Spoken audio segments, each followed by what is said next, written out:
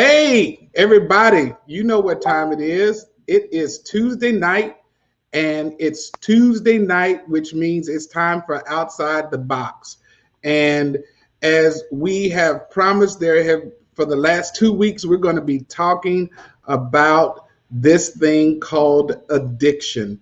So let's go ahead on and bring on our wonderful resident, as I would call it, um, therapist who knows everything and knows how to talk about everything, Miss Renise Johnson. Hey, Renise. Hi, how are you? I am doing well, well, well. Um, we have a couple of more people who are going to be um, joining us. So I'm really excited to get started with this conversation about addiction. So I can't wait to get going. Let's start off by let me start off by praying. Let me just start off by praying. God, I bless you and I thank you for this opportunity to share and provide this information for people who are struggling with addiction, struggling with different kinds of addictions, and am so excited that you have allowed us to come together to be alive right now to have this conversation. So I thank you in Jesus' name. Amen. We also have Miss Nikki joining us. Hey, Miss Nikki. Hello. Hey, it's good to see you. Good to talk You as to well. you. Thank you. So we're going to have this conversation about addiction. And right away, hey, Apostle Wallace, good to see you, man. Um, we are going to have this conversation about addiction. We were scheduled to have a couple of folks on who actually have, who are in recovery right now. And they unfortunately, they're a couple. One was addicted to alcohol. Another one was addicted to alcohol as well as pills.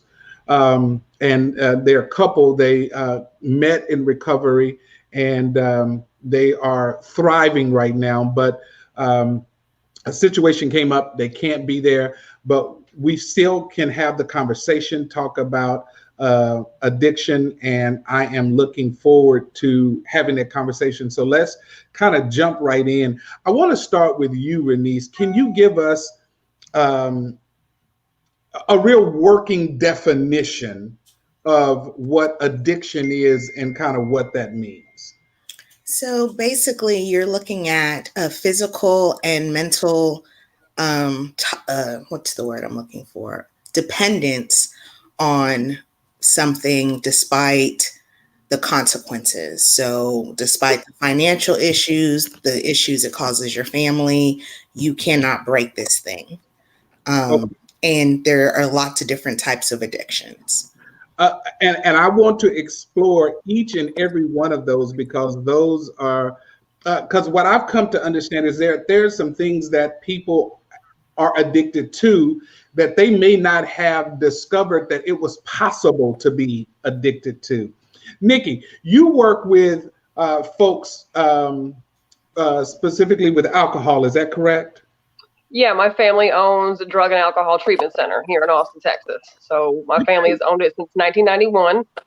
My dad died with 36 years of recovery under his belt. So I know just a little tiny little something about drugs and alcohol, recovery, relapse, and the miracle, the absolute miracle of recovery.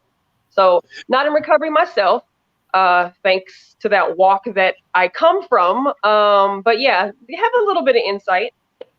Okay, so let's kind of jump right on in to the conversation. When we talk about addictions, and Nikki, I'll start with you first, and then I want to jump to Renise. But I want to know, how are addictions formed? When you've talked to folks in your in your family business, and you guys have been counseling and talking to folks, when you kind of get to the root of it, how is addiction formed? Like, what's the that gets kind of people down that path towards addiction? So generally, most of our clients come to us from what we call a nudge from the judge, meaning they've gotten into trouble somewhere legally, and some power that be thankfully has determined that they might need to get some resources for their issues.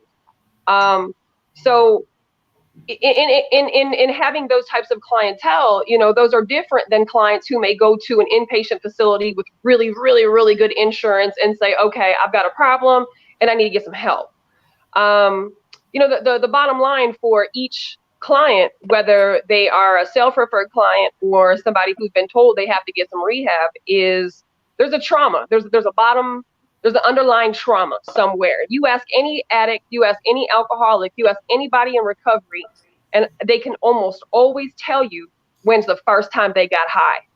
And people who maybe smoke weed on an occasional basis or may take prescription medication, for mood disorders, or may drink alcohol, probably can't pinpoint when they became addicted.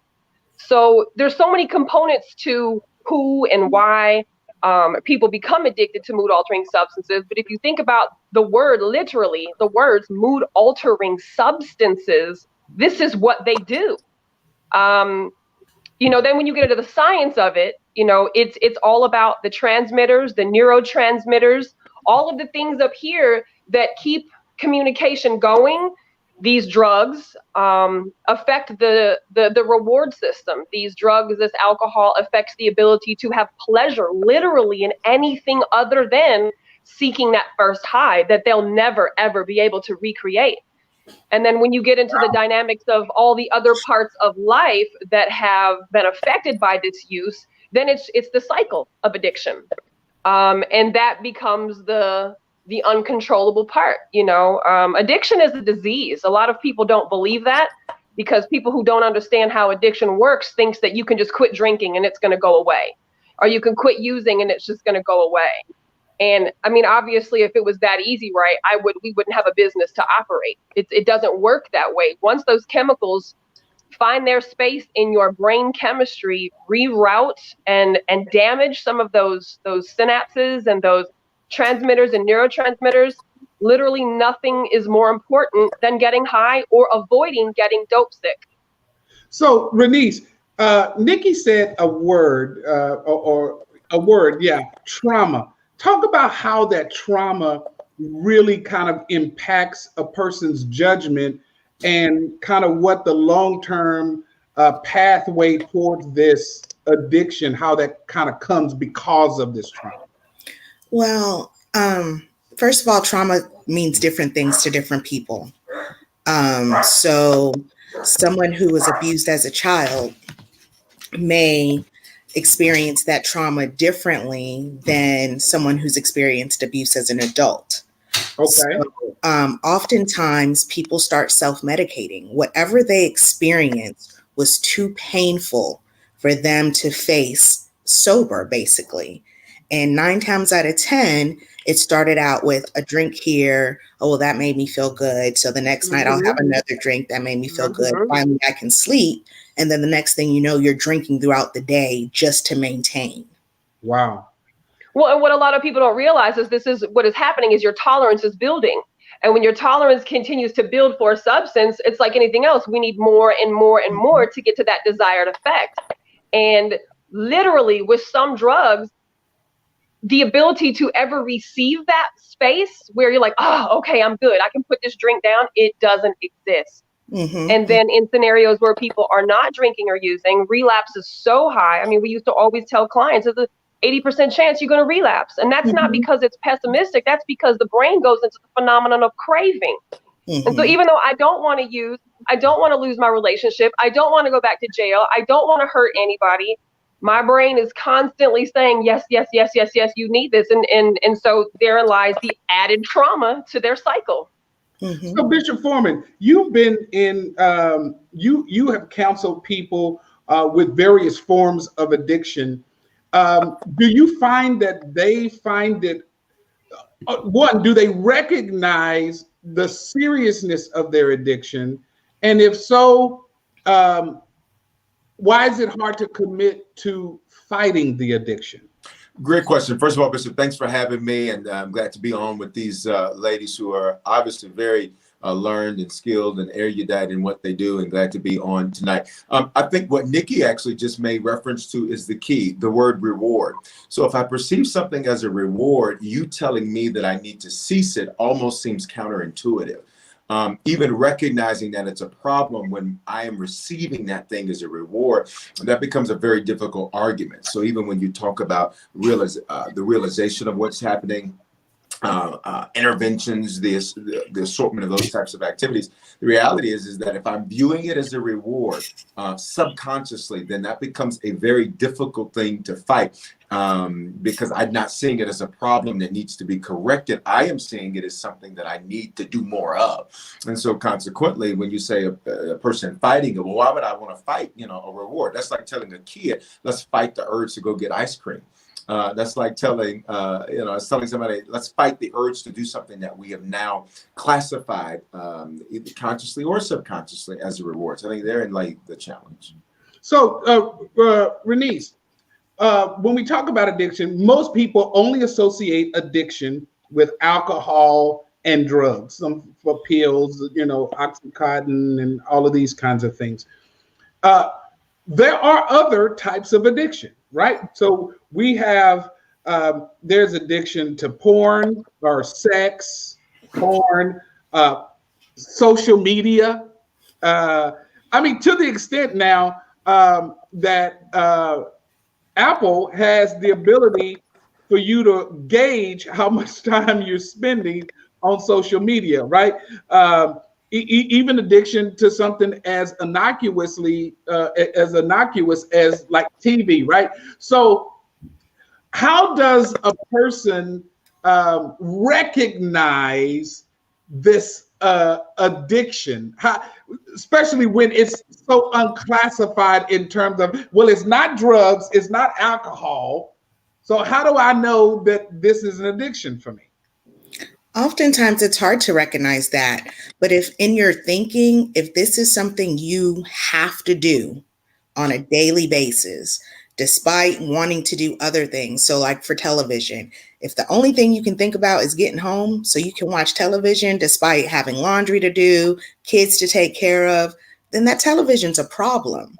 But oftentimes it takes someone else to point out, this might be a problem for you, and most times people don't want to hear that, but you're absolutely right. Addiction looks very different. And I have worked with people who their drug of choice was literally another person. Mm-hmm. Love addiction. Yeah, love addiction. That's interesting. Oh, yeah. Well, you get someone who tends to be trapped in a relationship that may or may not be abusive, but is definitely toxic. And despite everything you try to do to get out of that relationship, some way you're drawn back into that relationship, despite, whether your family likes them or dislikes them, whether you're best self or your worst self with this person, you cannot leave this person alone. So, Nikki, you said you called it love addiction. Talk to me about love addiction. That's an interesting concept. Addiction, I think some people may throw the word addiction around because they may not understand that there are components that make something addictive versus something I just really, really like. So a lot of times in substance abuse related situations, the love addiction is another component to that. You've got a codependent partner. You have enabling family members. You have enmeshment happening.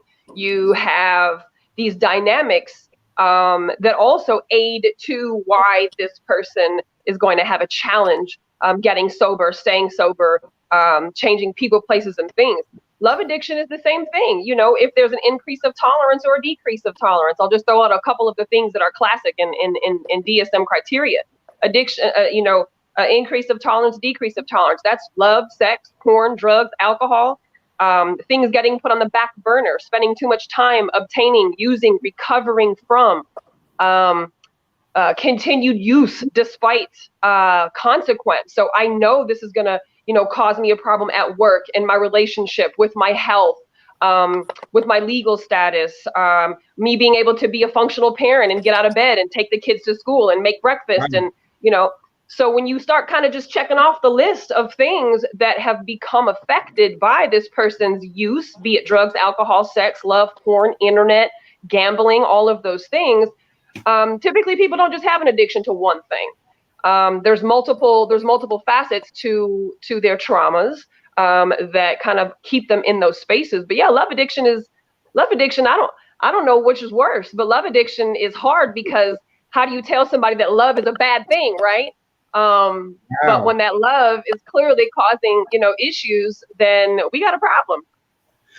Now, Bishop Foreman, I have a question for you, but before I ask you that question, I want to jump back to Renise and ask her a question.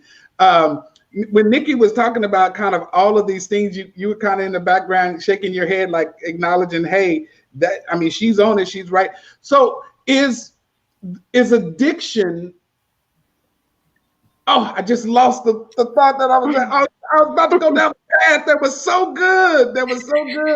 And I forgot it. So I'm going to come back to it. Okay. Let me come to you.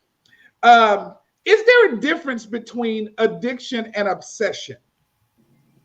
Great question. I think they go hand in hand. I can go hand in hand. It's particularly when you're talking about some of the non-drug, non-alcohol types of addictions. I think when you look at obsession, it means that you're preoccupied with something. And I think the very path of addiction, I think that those two things go hand in glove, especially when you're talking about that. One of the things I love that Renisa said about when you're talking about addiction to a relationship or love, as love addiction, as Nikki defined it, is that whether it's toxic or not, which I think is such a unique nuance, because to what Nikki said, how do you tell somebody that love is a bad thing? And it's not necessarily that love itself is the bad thing. It is that the addiction, the obsession, the attachment that has been developed to an individual. Compulsion. Exactly creates the issue. Compulsion. Because this is why I think we see when those relationships fail, why people are so devastated, because that person became their everything. And that's dangerous for anybody to become your everything. That's too much responsibility and pressure for another human being to hold. And that is creating a standard for them to occupy in your life that frankly, they don't have the capacity to be able to fill that space in a response. But Bishop, now I'm gonna throw a wrench there. And I wrote the question.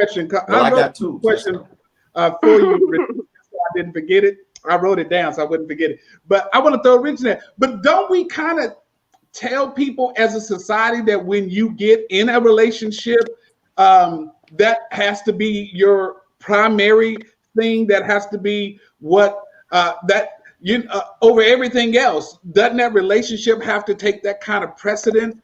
And so how do we talk about making that relationship primary in your life while also telling them, hey, but it can't be primary in your life? Well, that might be why we have a 50% divorce rate. Right, 50% first marriages, 67% second marriages, 73% third marriages, which means it gets worse. It doesn't get better. People's pickers get worse. And I think that's exactly the problem. Just because culture endorses it doesn't make it healthy or right. Listen, there's a donut restaurant up the street from my home called Voodoo Donuts. Listen, the name tells you you're about to get in some trouble. They got one there too? Yeah. We got some here too. So they have a maple bacon donut. And I don't mess with sugar. I lost 95 pounds. I don't mess with sugar, white sugar and stuff like that. But here's the thing. Today, I was like, you know what? I got a lot done today. I've been running today. I'm going to be fasting next week. Just going to have me one donut. Just one donut. You already know. So I went in there. I had my donut. And let me tell you something. That thing put me to sleep. He said it put me to sleep. I don't have a sugar high. I have a sugar low. I mean, I went to sleep. Here I am, a grown man taking a nap. I don't believe in naps. And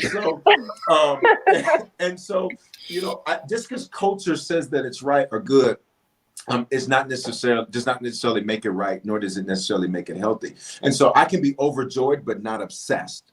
I can be in love, but not a leech.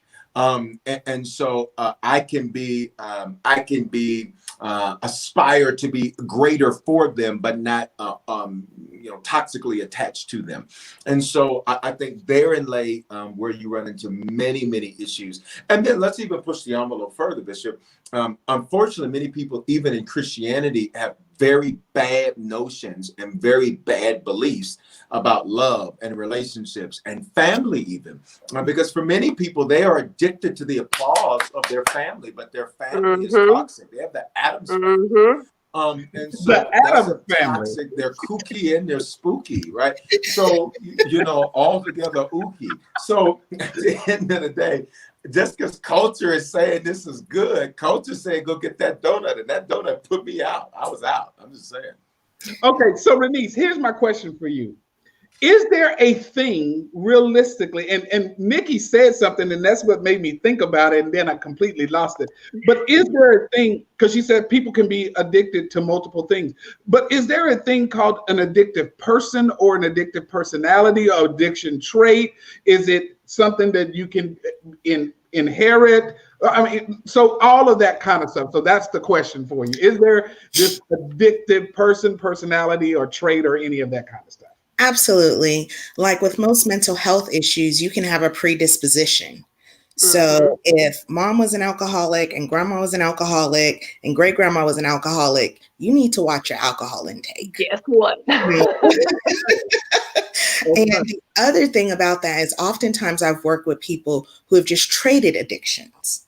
So let's say they've stopped smoking crack, but now, they smoke cigarettes, like, it's going out of style. Or I know someone, in an effort to not fall back into substance use, worked 14 hours a day, 7 days a week, just to stay constantly busy, not to fall back in that crack use.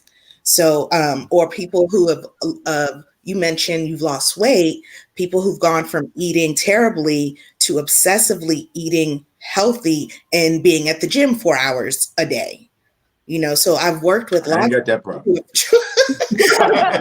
addictions because they do have that addictive type of personality. Somebody put in here, and so I want somebody to answer. How do you avoid trading addictions? You can't. When you already have a brain, and this is something I wanted to interject because I was listening to each of y'all kind of give great examples, the donut example. When your reward center of your brain no longer operates in its natural state of, like me, I'm a foodie, right? I should be 500 pounds. Thank God I turned into a vegan, right? I should be large as much as I eat and as much as enjoyment food gives me. I'm the person where food comes to the table and my foot starts tapping and I'm like, yeah, food's coming, right? Am I right? And she's listening, so I'm gonna get in trouble for saying this, but she hums. Now, that's greedy when you go to humming when you see food. Anyway, keep on. Yes. So if you have done enough damage to your brain in the admission of drugs or alcohol, mood altering substances, and you got to keep those words very, very clear because that's what they are, mood altering. You can say drugs and people can kind of it's just drugs, but when you say mood altering, these are chemicals that are designed to alter your perception, your reception, how your brain operates normally. And so when you have your reward center of your brain no longer finding excitement and pleasure in things like food, sex, going to a child's graduation, having family events, going anything that we generally find pleasurable. When your brain can no longer send the messages that allow us to believe that those things are pleasurable, we don't want that stuff anymore. What we want is what gives us that pleasure. And for somebody who has a brain that's definitely diseased with addiction of some sort, you get the reward from the drug. That's all you want. You don't want food. You don't want sex. You don't want sleep sometimes. It's amazing when you really break down the science of how the brain changes. So telling somebody, oh, just quit, It's not that simple. You literally have to set up a lifestyle structure of changing people, places, and things. And you have to have whatever your support system is in play to maintain that. Clients used to tell my dad even before he died, they're like, why you still go to those meetings? Why you still going to AA meetings? Why you still go every day at lunch? You haven't drank or used in 20, 30 years. Because that's what you do. That's how you stay sane. That's how about creating a structure. Addiction is not curable, and that's why it's a disease. It's not curable. You will never cure somebody's addiction. You can treat it. You can change people, places, and things to maybe reduce some of your trigger factors, but somebody in recovery is in recovery for life. So Bishop, this idea that you can't cure it, you can't change it. How do you counsel people who are listening who are Christian and they want the help of their pastor for their addiction? How do you deal with that? Well, I mean, one, you get people the right information. So the right information, I think, solves a tremendous number of issues, and it provides the proper set of expectations.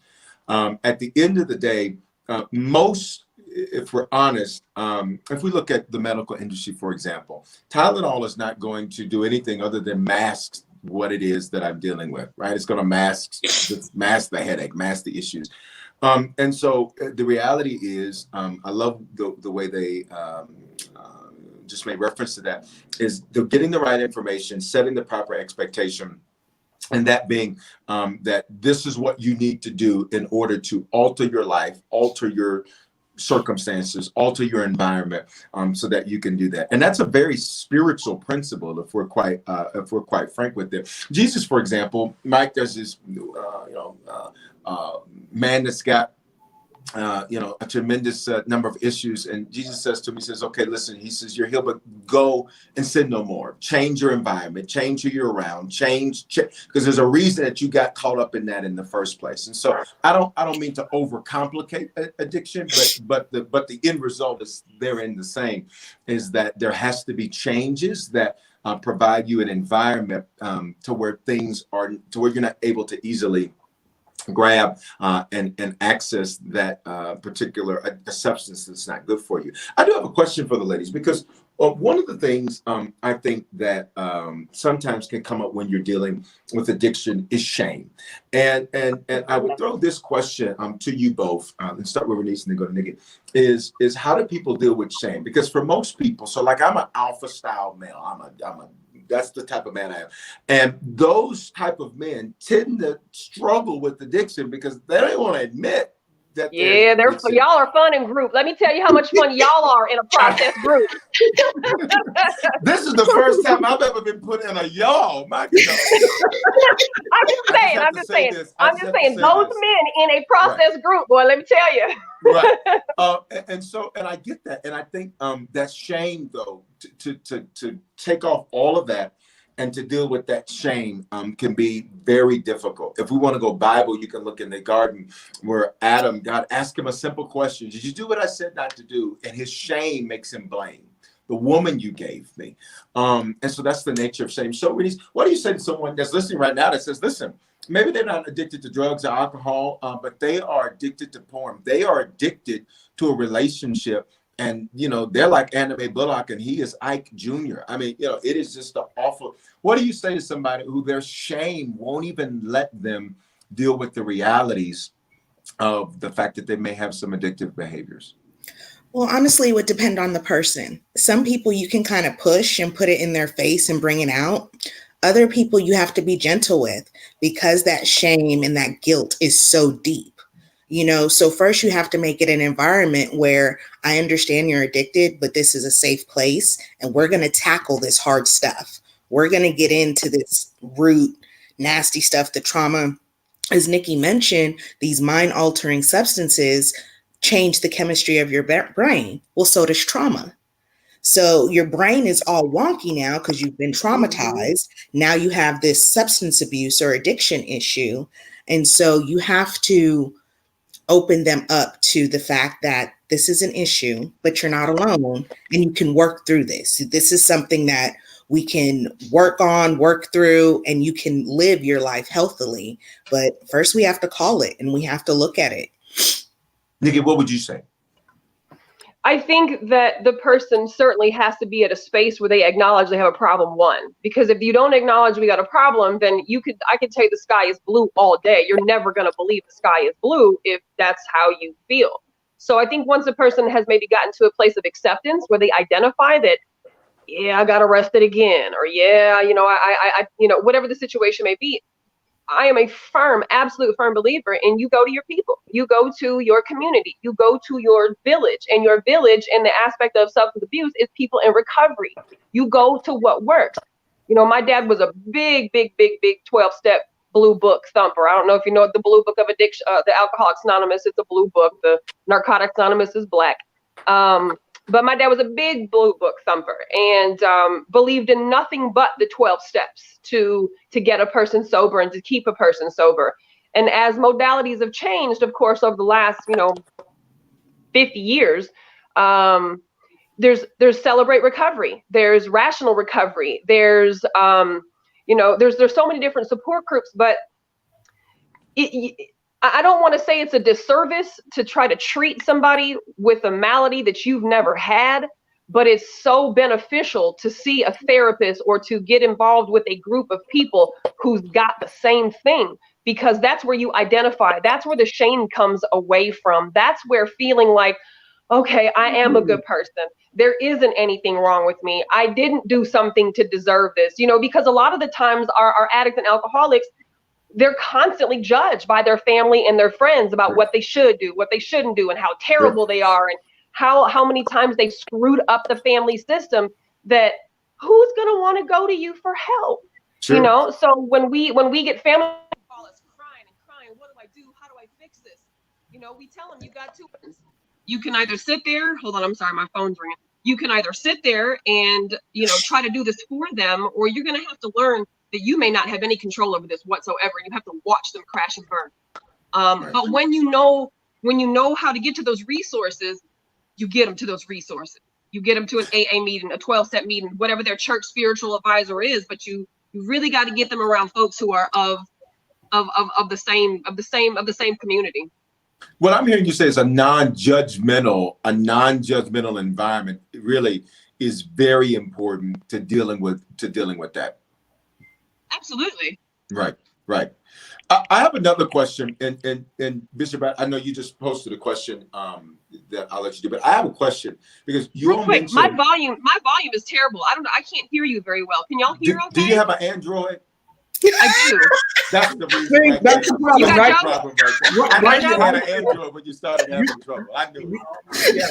I sensed it in the spirit when she said that. Something in the spirit told me that's an Android. See that? I don't know what happened. Oh, this is an ongoing thing y'all doing. Absolutely, I knew it. I knew if you were having problems, it was an Android. Oh, I have a question. Okay, Bishop Bright, we're 7 days from an election. And I don't want to go political, but I do want to address, what about people who are addicted to Stockholm Syndrome, where people are addicted to empathizing with their abusers? Number one, let's push it further. People who are addicted to liars and people who lie and lying. Let's talk about those addictions, because there's many Americans that struggle with that. Bernice, jump in. He hit on something, and that definitely is a thing, but that goes back to self-worth and being beat down, whether it's by a system, a person, your job, that you don't see your worth anymore. And so whatever this person is filling you with, that is your value. So if you're in a situation where you're constantly being lied to, at least that's consistent. Wow. Because this person's a liar. Wait a minute. At least that's consistent. That just blew me away. So you're saying that even when you know somebody is a liar, because they're consistently a liar, there's comfort that can be found in that? Because you know what to expect. You know this is going to happen. That explains America. Okay. Well, Well, that doesn't explain it, but that might be a part of it. True. I did have someone tell me yesterday, matter of fact, this is an individual who does not vote, but said that they would prefer our current president to stay in office because the concept of a new person and change was too anxiety provoking. Wow. Okay. Now that's interesting. So we have some questions that have come up that I want to get to, and I wrote down some questions too. We're moving this thing forward. So the first question, do you all have any suggestions for children or loved ones of addicts? And I know that there's a program called, what is it? Al-Anon? Al-Anon. Okay, so Al-Anon. Nikki, you jump in and what suggestions do you have for children or loved one of addicts? Go get educated, period. Go get educated. Al-Anon is for the family members and the friends of alcoholics or addicts. CODA, Codependence Anonymous, is for the loved ones that are generally the caretakers of the alcoholic or the addict. I was raised in Alateen and Alatot. So as a little kid, I ran around 12-step groups, eating sugar cubes, saying the 12 steps like people read the Bible. So because, we all know this, addiction is not just the individual situation, right? It affects the whole entire family system. So the whole family has to heal. You have to get into therapy as a child or as a partner or as a friend if you are really, truly side by side with the addict or an alcoholic or person suffering from addiction of any sort. But on the drugs and alcohol, it's Alateen, it's Al-Anon, and it's CODA, Codependency Anonymous. And those are three of the most powerful support groups that are free with so much literature that just kind of make a little bit of sense to people who really don't know and who are trying to still love and trying to still support, but also have boundaries within the relationship of whoever they're dealing with. All right. And Bishop, I'm gonna throw this question to you. Yes. Can racism be classified as an addiction? Part one. And two, does hate rewire your brain in the same way as a drug? And I'm gonna partner you up with Renice for the part B. So part one for you, can racism be classified as an addiction? I certainly think many of the traits are there. My PhD is not in that field, so I will defer in terms of from a specifically medical and even psychiatric standpoint. I won't speak to that, but I will certainly speak that the traits are certainly there. I think when you look at racism, there's a sense of a reward. When people are doing things that are racist, there's a sense of a reward. That feeling of superiority is that reward. And so when you look at many individuals, they don't actually, when you speak to them like an addict, they don't think they have a problem. They don't think something's wrong. They don't pay attention to the nuance. And so I think certainly from the qualities and characteristics of addiction, certainly from anything more nuanced than that, I won't speak to that since that's not my area of expertise. Okay, certainly. Jump on in. I've never thought about racism in an addiction category. I guess I would say it's possible in terms of going back to, you mentioned that hate is so prevalent. And some people are just, and yes, I do believe hate can rewire your brain like most things, especially if it starts at a young age, because children are so palatable. You can dump anything on them basically, and they're going to absorb it like a sponge. So if you start early on with teaching hate, then they're definitely going to come up with this idea, and changing it is so difficult. And in terms of the question about children and with addicts as a parent, of course, I'm going to promote therapy because that's what I do. But I end up seeing so many adults whose parents were alcoholics and addicts, and oftentimes when I have a person sit in my office and they're like, well, my husband or my wife's an alcoholic or they're addicted to this, I'm like, who had addiction issues in your family? Mm-hmm. And they're like, how did you know that?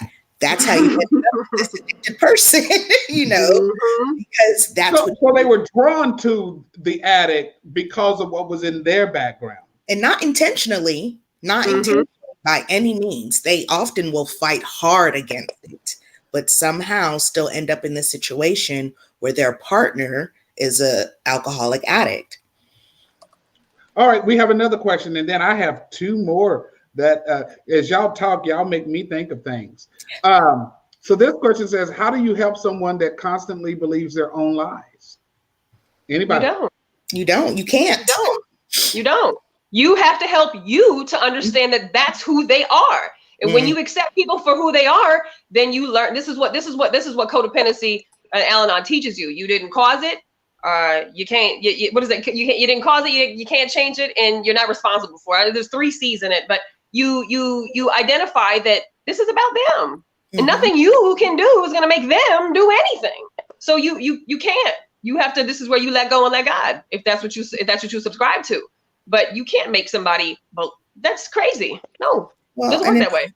If someone believes their own lies, at that point, it's so deep because they're not even lying to you anymore. Right. They are literally lying to themselves. So this is an individual who cannot look their true self in the mirror because their life is a lie. Wow. Now, Bishop, I'm jumping to you because you said something at the very beginning, and it hit me when Nikki and Renice were talking, and I want to bring this back to you. You said something along the lines of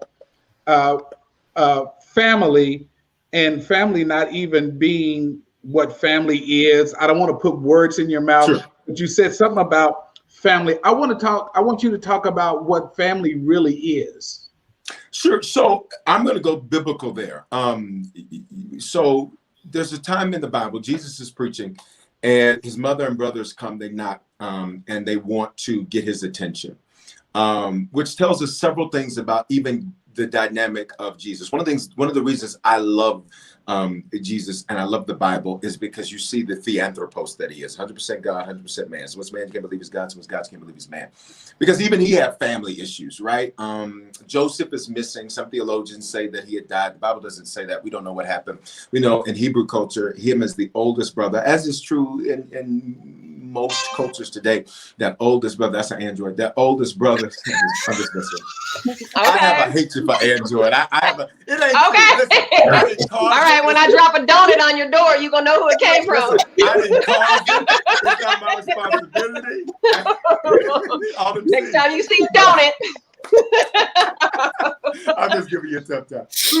But so is the oldest brother. He probably took the responsibility for his other brothers and then sisters. And so they're not a part of what he's doing. So that tells you there's a fracture already because they came to distract him from what he was doing. They weren't part of what he was doing, which begins to shape the narrative that there's a difference between family and relatives. And one of the guys said to him, Jesus, your mother, your brothers, they are outside wanting to see you, which is interesting because he didn't invite them inside. And the issue many people have is that you invite people in who don't know what to do when they're in there. And in fact, they tear it up when they get in there.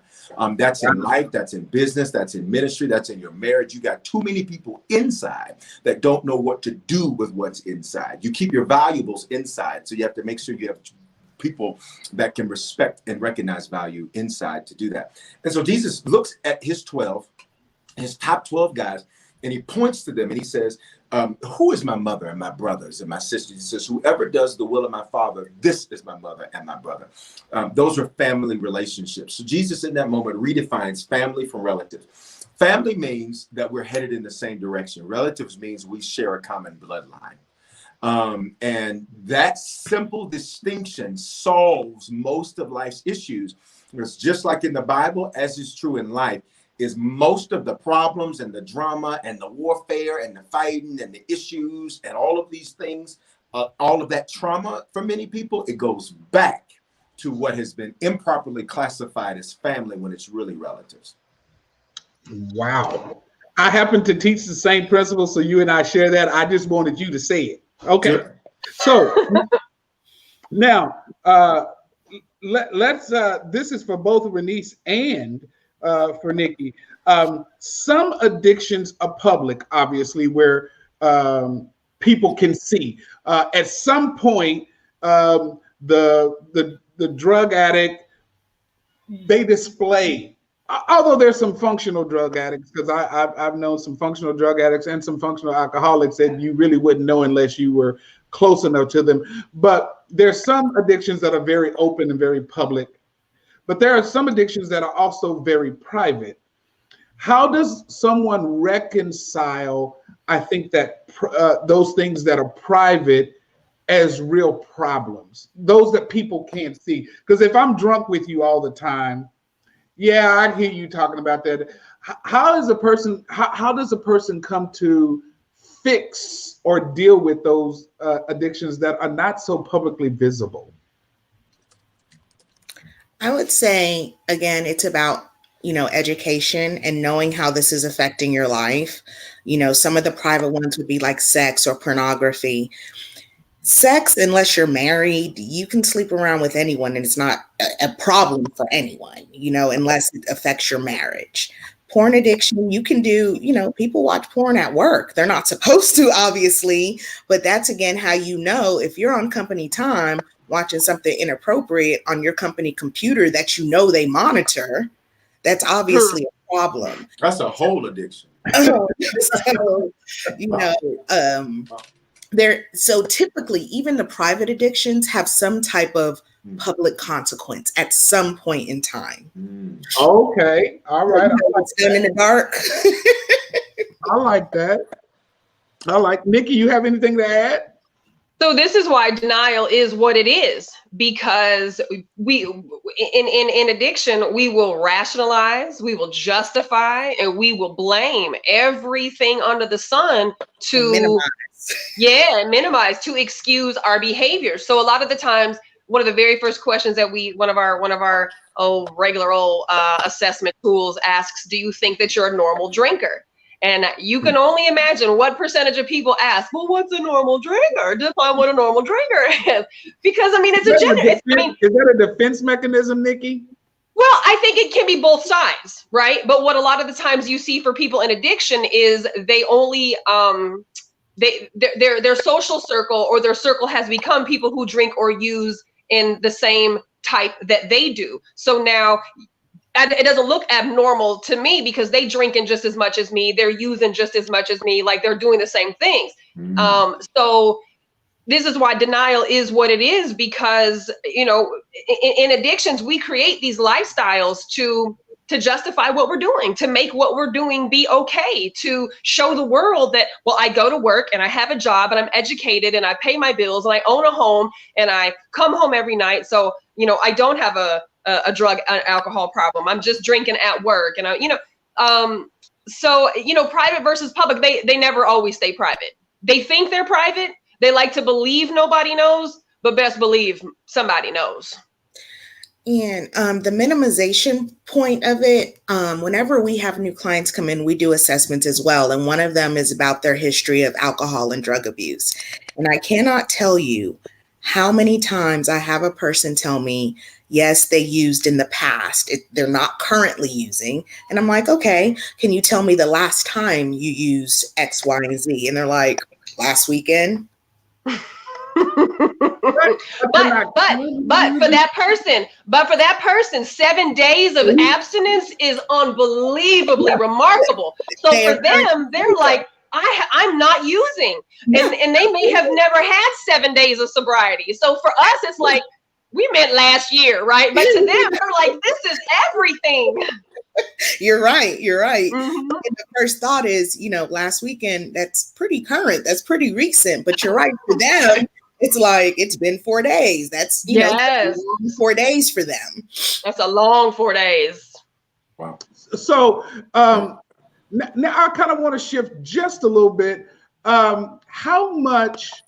So you hear a lot of times about a person who had a car accident, they had a back surgery, they had some procedure that they were in pain. And so as a result of the pain, the doctors put them on a prescribed medication. Is that a different kind of addiction than those who do it for pleasure? Both of them said no.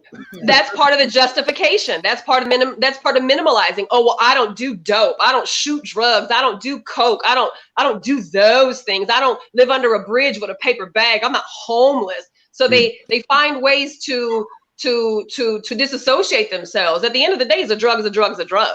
Alcohol is alcohol is alcohol. You know, and opiates is the most highly addictive substances that's out there.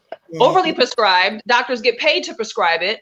They don't prescribe massage therapy. They don't prescribe chiropractic care. They don't prescribe therapy. They prescribe more drugs and more drugs and more drugs and more drugs. Highly addictive. Your tolerance is through the roof, and before you know it, you're going to multiple doctors getting opiates for that back pain that started off completely legitimate. And sometimes those are the hardest clients to treat because they don't associate themselves as a drug addict because they aren't doing, drug seeking behaviors, but you are when you're going to multiple doctors, or you're lying about your pain threshold, or you're injuring yourself to be able to get more medication.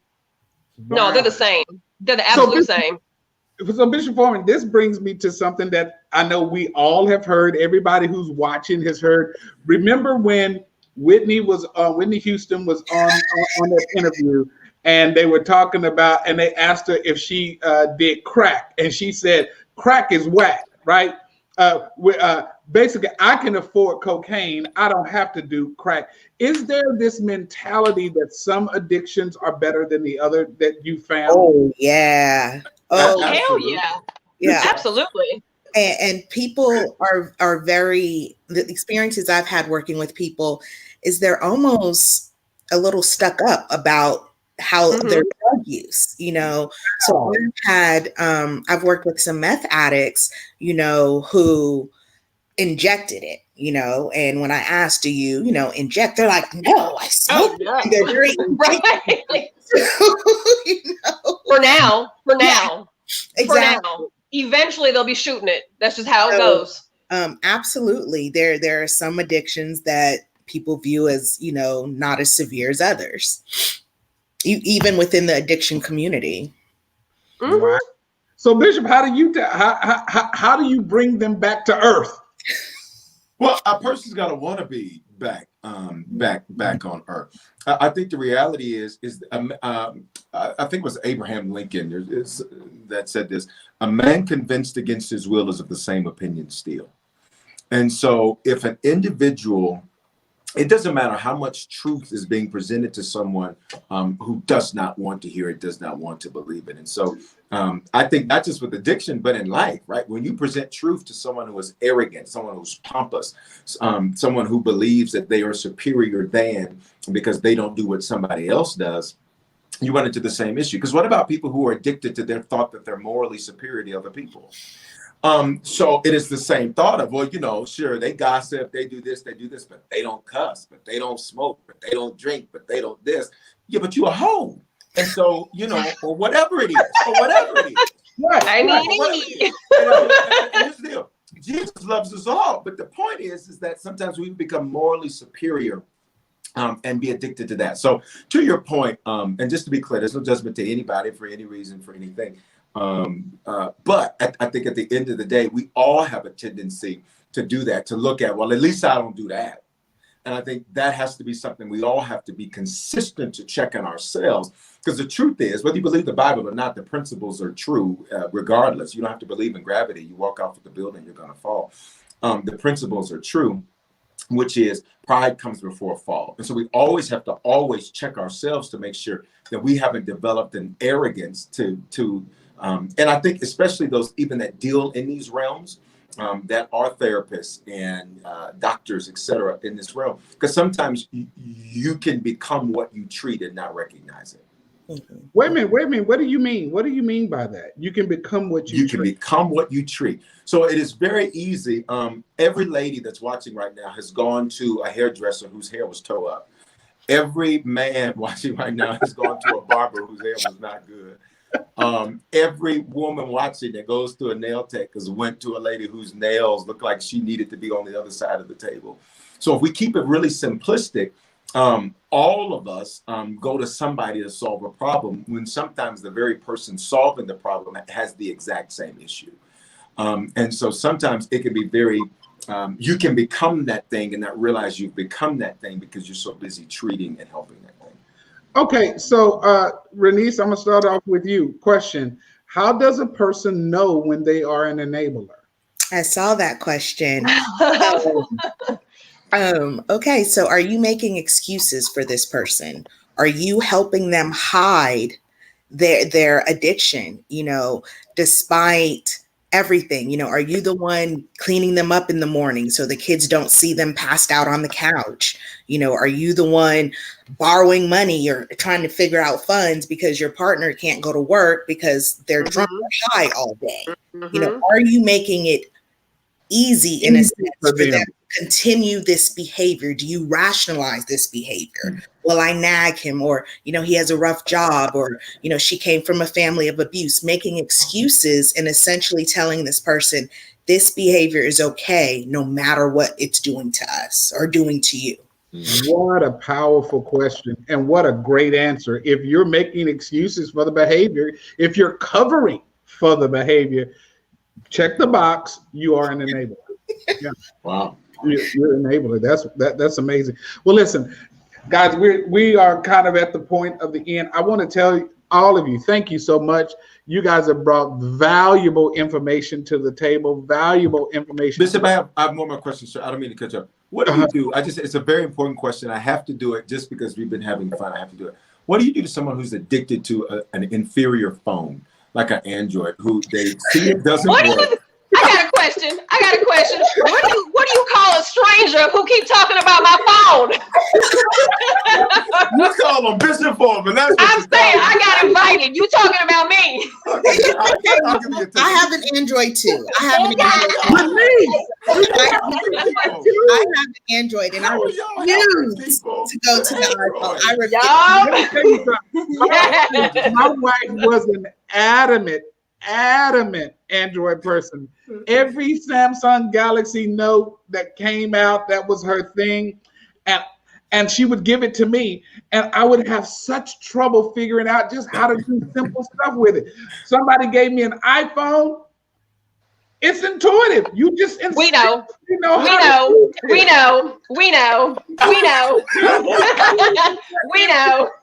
And so I'm just joking with you. We do an Apple versus Android thing all the time. It is quite all right. But Bishop, to answer your question, what do you do with them? You pray for them. So, guys, thank you so much for making this such a meaningful conversation. There are folks who have been listening.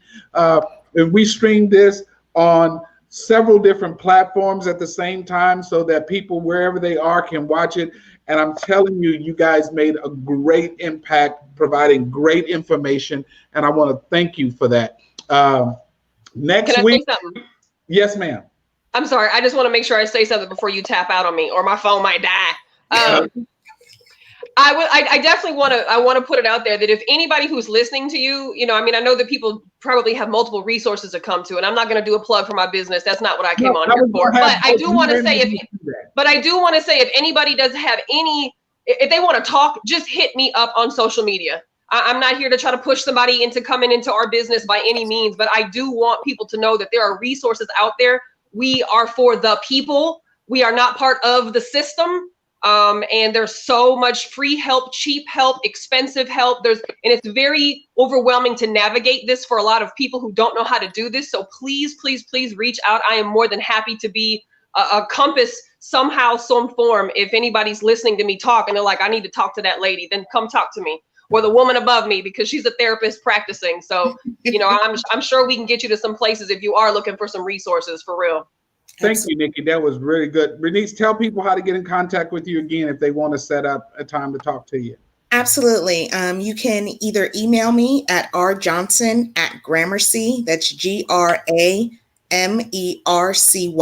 clinic.com, or you can shoot me a text or a call at 254 888-300-8366. And like Nikki, I'm happy to be a resource. Even if you don't want to come to our clinic or you don't want to see me, I'll be happy to get you in contact with someone you feel comfortable with or are able to help you with the services you need.